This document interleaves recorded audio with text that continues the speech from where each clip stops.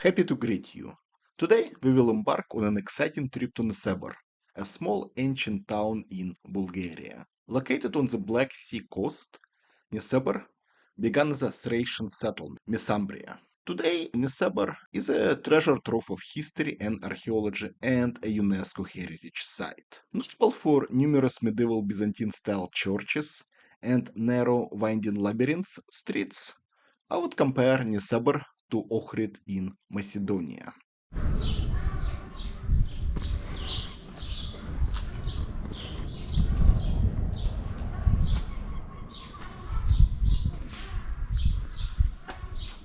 Built on the small island, it is connected to the mainland by a man-made isthmus. Nesebar is over 3,000 years old. It is one of the oldest towns in Bulgaria.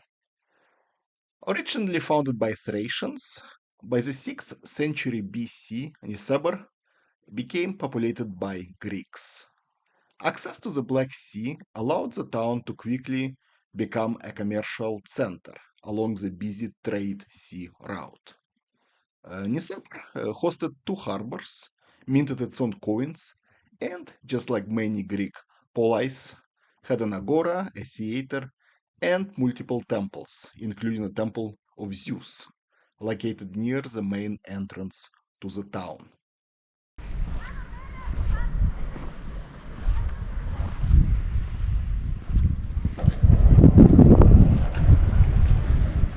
In 72 BC, Nesebar was captured by Rome, though without much resistance.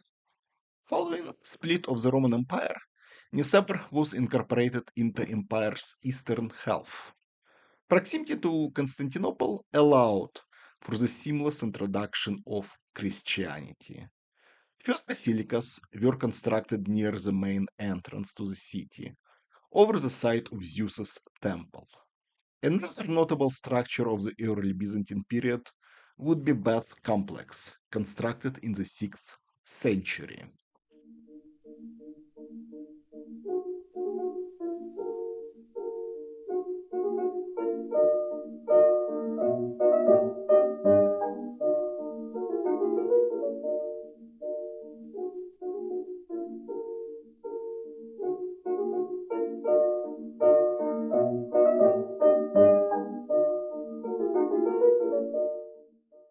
In 814, Nesebar was captured by the Bulgarians. For the next centuries, a Bulgarian state and Byzantine Empire tussled for control of the settlement.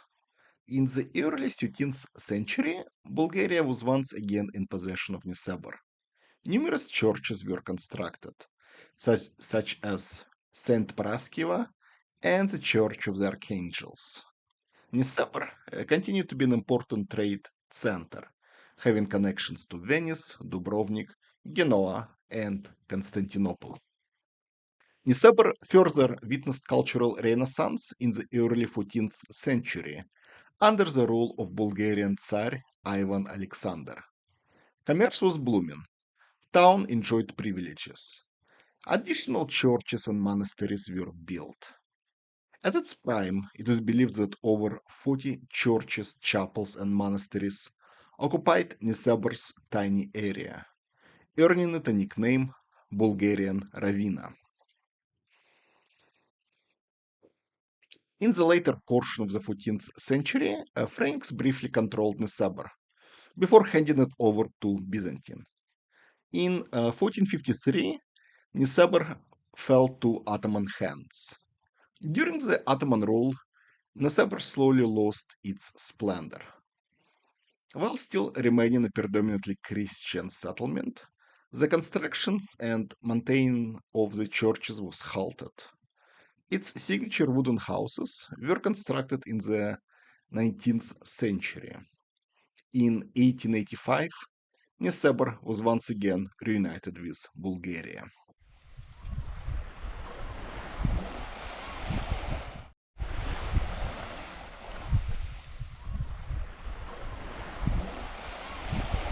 We are now approaching Nesebar's walls. The initial fortifications was made by Thracians. in the late 8th century BC.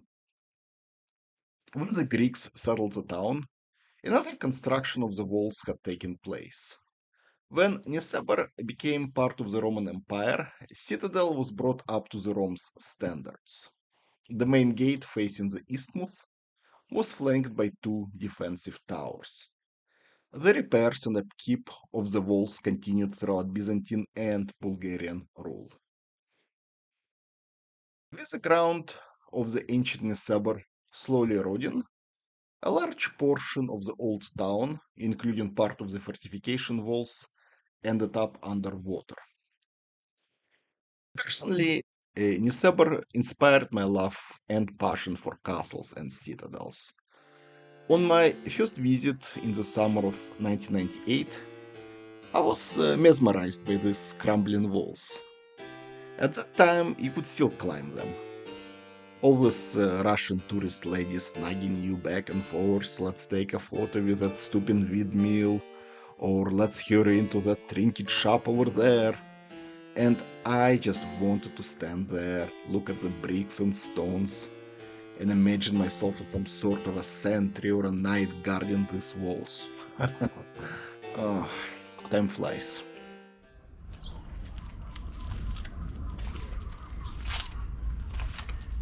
Now, let's briefly visit some of Nesebar's ornate churches. In its heyday, over 40 churches dominated the town. I will focus on the few important ones.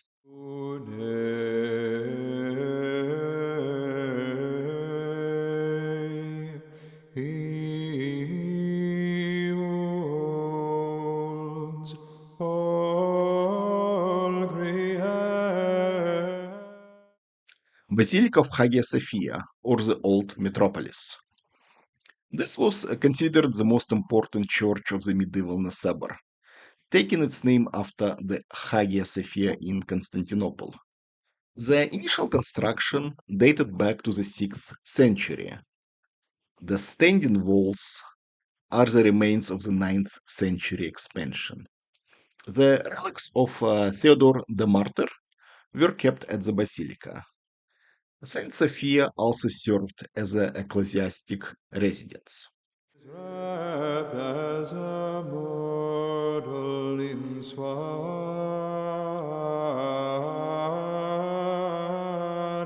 bands, God doth recline in a manger. In 1257, during the Venetian attack on Nesebar, the basilica was looted. At that time, Constantinople was under control of the Crusaders and served as the capital of the Latin Empire, puppet Crusader state. A Venetian nobleman, Jacopo d'Auro, organized a raiding party, sailed across Black Sea and attacked Bulgarian coast, including Nesebar. Together with the relics, other religious and artistic artifacts were taken from Saint Sophia to Venice. Arrival of the Ottomans 2 centuries later sealed the fate of the church. It fell into further disrepair and became completely abandoned by the 18th century.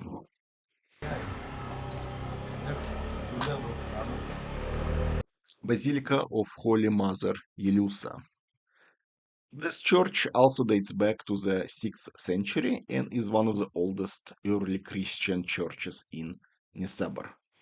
Yelusa was believed to be slightly bigger than Saint Sophia and formed a monastery complex. The last mention of the church dates back to the 14th century and was believed to be lost to an earthquake. The ruins of Basilica Yelusa were discovered in the 1920s during an archaeological dig. Virgin receiveth their gifts.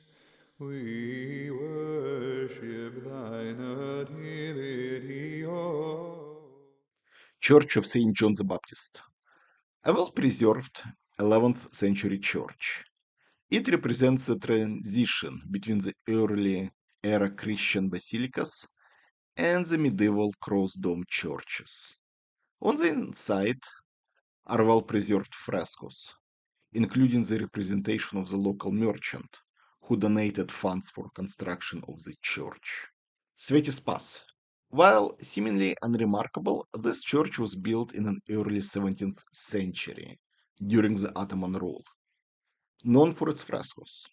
The tombstone of Byzantine princess Mataissa Cantacuzina was located inside the church.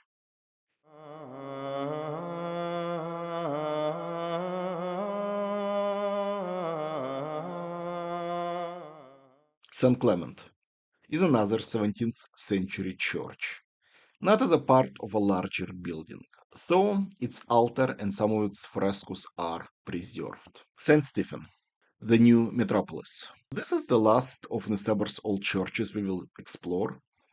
The initial church is dated to the 11th century, though the church undergone through reconstructions and enlargements, probably in the 13th, 16th, and 18th centuries.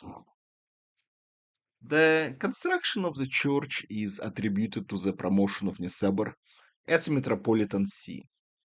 Initially dedicated to the Virgin, the church was renamed St. Stephen. Inside, the visitor is greeted by the elaborate frescoes. The oldest ones are dated from the late 16th century and believed to be created by three masters. The frescoes depict miracles of Jesus and other biblical motifs. The fresco of the Last Judgment is dated to the 18th century. The iconostasis is also from the 16th century. Wooden episcopal chair and the pulpit are from the 18th century.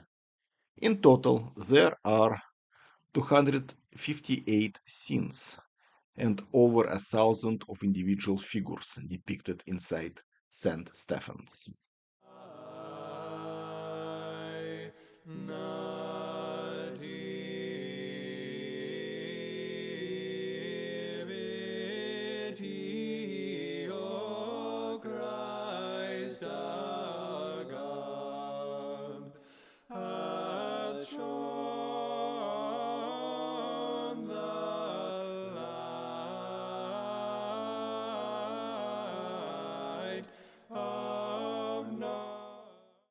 We are coming to the end of our journey.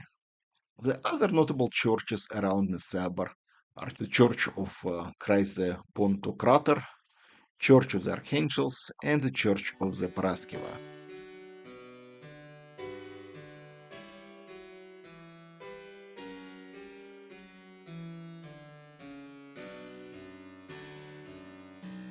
The trip is coming to an end. Nesebar is located on the Black Sea Coast, on the other end of the country from nation's capital Sofia. Closest airport would be Burgas, or alternatively Varna. A visit to Nesebar is a trip back into time. Allow yourself to be lost in the winding labyrinth of this Bulgarian pearl. Till later.